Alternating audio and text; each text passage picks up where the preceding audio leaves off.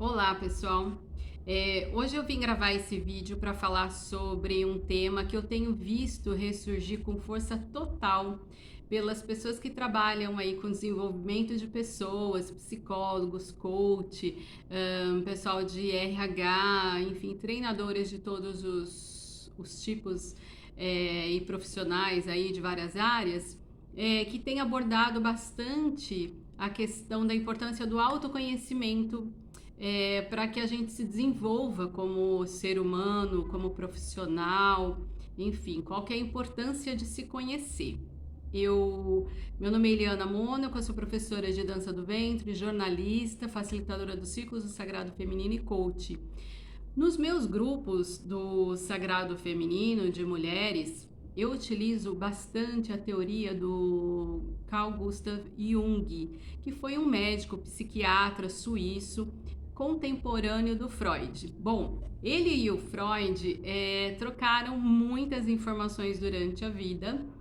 E claro que a gente vai encontrar algumas similaridades no que eles pensavam a respeito da psique humana, mas cada um seguiu o seu caminho e o seu diferencial.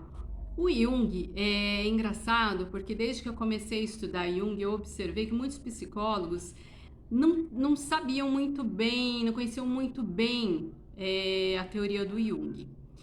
Aquilo me despertou realmente bastante curiosidade, o porquê, e eu fui pesquisar com alguns profissionais da área, inclusive vários profissionais fizeram meus cursos também, e eu achava aquilo realmente muito curioso. Por que esses profissionais não conhecem, né, essa pérola, essa preciosidade que para mim é Jung? Bom, aí eu vinha descobrir que é porque Jung foi considerado um homem muito místico. E a academia, as universidades, elas dão prioridade para um pensamento mais lógico, racional e científico. E o Jung, ele resgatou, através também das experiências pessoais dele, das observações, a própria história de vida dele, ele resgatou as religiões antigas, milenares, e as culturas antigas, como a cultura egípcia, indiana, chinesa, sumérica, enfim, né? Praticamente ele foi um arqueólogo que trouxe para a teoria dele, para compor a teoria dele sobre a psique humana, ele trouxe todas essas informações e utilizava no seu consultório com as suas pacientes. Inclusive, o Jung também, ele utilizou as fábulas, os contos de fada, as histórias infantis, enfim, de vários instrumentos, de vários mecanismos para poder entender o que acontece na nossa psique. Então, ele é muito interessante porque, assim, quando a gente vai ler uma história infantil, até para uma criança, nos filmes de Hollywood, a gente percebe, né, depois de fazer esse estudo do Jung, a gente começa a observar como que são utilizados os símbolos dentro né, dessas histórias que comunicam eternamente com o ser humano e às vezes comunicam num nível muito subconsciente, naquelas mensagens subliminares. Então, existe muito essa utilização dos arquétipos, dos símbolos. E o Jung percebeu tudo isso, foi um grande estudioso.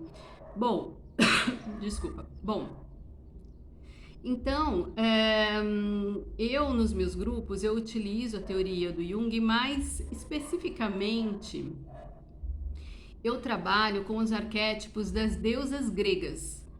Por quê?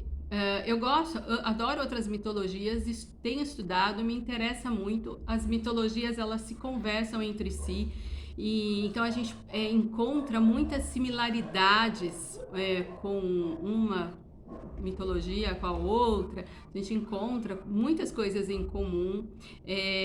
A história grandes deuses dessas culturas muitas vezes são muito parecidas, inclusive dos deuses cristãos, do Deus cristão e das divindades cristãs, né? Então a gente encontra assim muita similaridade em todas as culturas. E isso Jung ele descobriu e entendeu que para além da realidade se essas pessoas, essas divindades existiram ou não, a principal, o mais importante seria a mensagem que essas divindades, essas culturas religiosas passaram para a humanidade e que são mensagens muitas vezes atemporais. Por exemplo, a consciência crística, que independente do Cristo ter existido ou não, porque para algumas religiões ele de fato, né, não existiu, não se sabe, etc. É contestado, cada um tem a sua opinião. Não estou aqui para dar opinião sobre isso, mas só para exemplificar. Mas o mais importante que o Jung descobre, né, nisso tudo, que é a mensagem deixada por esse grande arquétipo que é Cristo. Tanto é que esse arquétipo crístico ele já existia antes de Jesus nascer, né? Então, mas foi atribuído que Jesus era o Cristo. Mas isso é uma outra história. Eu estou falando aqui de arquétipos agora, que é um tema muito complexo. E como que eu utilizo, então, todo esse conhecimento nas minhas rodas. Eu utilizo as deusas gregas, porque tem bastante material a respeito. Os psicanalistas junguianos lançaram muitos livros a respeito desses arquétipos. E aí eu me debrucei sobre eles. E eu descobri então que as deusas gregas elas são grandes referenciais para nós mulheres, porque nós temos muitas similaridades em termos de personalidade com essas deusas. Isso me encantou muito também na religião grega, né? Na religião grega politeísta, né? Politeísta, pagã, não é uma religião matriarcal, ou seja, não é a grande criadora do universo. Existe uma controvérsia, até sim, porque é Gaia, né? Gaia é a grande iniciadora de tudo, que é o planeta Terra, isso na Gênese grega. Então, de uma certa forma, sim, é a figura feminina. Além disso, empoderar muito nós mulheres, porque nessas religiões pagãs, o feminino, o sagrado feminino, o feminino sagrado, ele está sempre muito presente, muito poderoso. Ele tem tanto poder quanto o elemento masculino, né, de criar, de destruir. E o que me encantou também na religião grega é porque os deuses, eles são parecidos com os humanos, vamos falar assim, né? Eles têm luz e sombra, eles não são divindades moralmente inatingíveis. Pelo contrário, porque os deuses, eles sentiam tudo que o ser humano sente. Eles sentiam raiva, eles sentiam inveja, eles amavam, eles se apaixonavam, eles traíam. É muito interessante a mitologia grega. Então a gente cria uma proximidade, a gente se apodera disso, porque nós entendemos, estudando a religião grega, que nós também somos seres imperfeitos, dotados de luz e sombra. E a gente pode olhar, né, para essa luz e sombra para a gente se reconhecer e crescer como ser humano. Porque, como diria o Jung, o mal, ele questionava um pouco a existência do mal. Primeiro, porque ele dizia que a gente está num universo dual, tudo tem os dois lados. E segundo, que para Jung o mal ele só existe, ele é a inconsciência. Porque a partir do momento, se o ser humano tivesse um pouco de consciência do que as suas atitudes, muitas vezes egoístas, destrutivas, pudesse causar no outro, na humanidade, se ele tivesse um lampejo dessa consciência, ele iria sentir tanta culpa, tanto arrependimento, que isso geraria uma grande transformação. na consciência dele.